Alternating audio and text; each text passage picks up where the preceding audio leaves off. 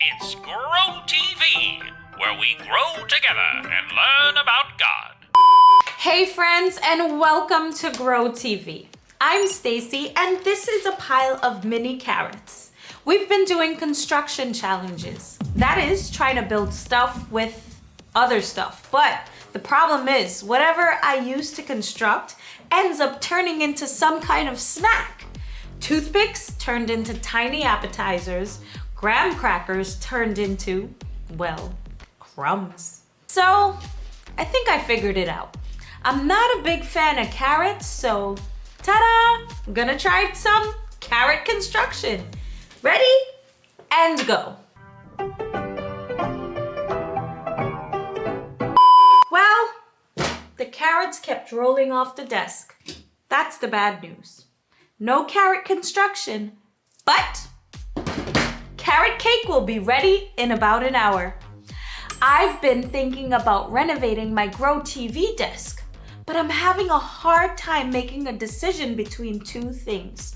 You see, I want to make my desk bigger so it can fit someone else, but then I'd lose drawer space for all my important things. I've got floss here in a case. I need that. Birthday candles, a 9 and a 5.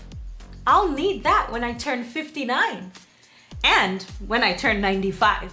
That's important. I've got toothpicks, which is kind of already taken care of with the floss. A slinky, just in case I want a slinky. It's a tough decision. And all this thinking about construction makes me hungry. I can't get anything done when I'm hungry. Hey, Stacy. Thinking about something? Yeah. Which would you choose? More space or slinky when you need to slinky? I guess it depends on the situation. What are you doing? Well, I'm renovating my Grow TV desk. Really? It looks the same to me. I know. I'm trying to decide if I should make it bigger. But if I do, I'll lose my junk drawer where I put my gum and extra dice from random board games, highlighters, staples without a stapler. Sounds like you're trying to make a wise decision.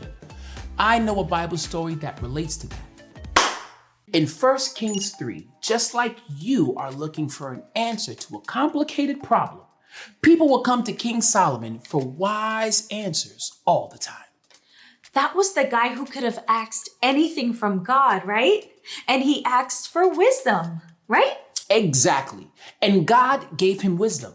One day, two ladies came to King Solomon with one baby. You see, one night a terrible accident happened and one of the babies lost its life. Yeah. The two mothers were heartbroken and each of them claimed the remaining baby as their own. Whoa. Yeah. That's crazy. Yeah, it is. The sadness and confusion were overwhelming and they couldn't find a way to settle their agreement. Well, yeah, because they didn't have DNA testing. Nope, not at all. So Solomon had to do something. He listened to their stories and he could feel the pain in their hearts and he wanted to help. In his wisdom, Solomon proposed a plan. He suggested that the baby be shared by them. However, the true mother, filled with love and selflessness, immediately spoke up. She couldn't bear the thought of her baby being torn apart by a fight, even if it meant giving him up. The other woman, whose mind was confused by the sadness, agreed to Solomon's decision. Wow, that was a tough problem to solve. Well, it wasn't solved yet. King Solomon recognized the true mother's sacrifice, and it was revealed in his wise judgment. He kept the baby safe and declared the baby would stay with the real mother, the one who had shown genuine love and concern for the baby. It says in 1 Kings 3:27, then the king gave his ruling. Give the living baby to the first woman. Do not kill him. She is the mother. Oh! So King Solomon had zero intention of hurting the baby. None whatsoever. He used God's wisdom to come up with an out-of-the-box solution for an impossible problem. That's why we find in verse 28 it says, when all Israel heard the verdict the king had given, they held the king in awe because they saw that he had wisdom from God to administer justice. Our lives can be full of really confusing situations. When it comes to those situations, we can always go to God because God gives us true wisdom. So no matter the situation, babies and moms, me and my desk, we can go to God? Well, yeah. God is always listening to us. And the thing that matters to us matters to God. Remember how God was happy when Solomon asked for wisdom? Yeah.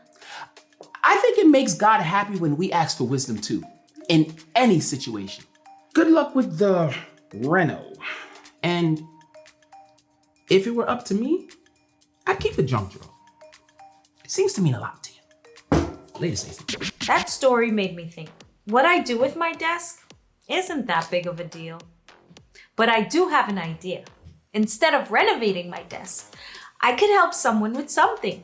At church, they were asking for volunteers to paint houses for underserved communities. I don't really need to renovate my desk, but they definitely do need the help. All finished. That felt pretty great. While I was painting, I was thinking about the confusing situations that come our way in life. There is a lot of places we can go to try to figure out what to do in those situations. Some good and some not so good. It's really cool to know that when we go to God in prayer in the middle of those confusing situations, we can know that God will point us towards wise decisions. That might be pointing us toward the right people to help us, or giving us ideas to help solve the problems. Wisdom is something that God is not holding back from us. In fact, we learn from Solomon, God really likes giving us wisdom and helping us find wisdom in our lives. So we should ask for it every day. It's been fun chasing carrots with you and learning Bible stuff with you. It's always good to learn and grow together. Carrot cake is done. See you next time. Bye.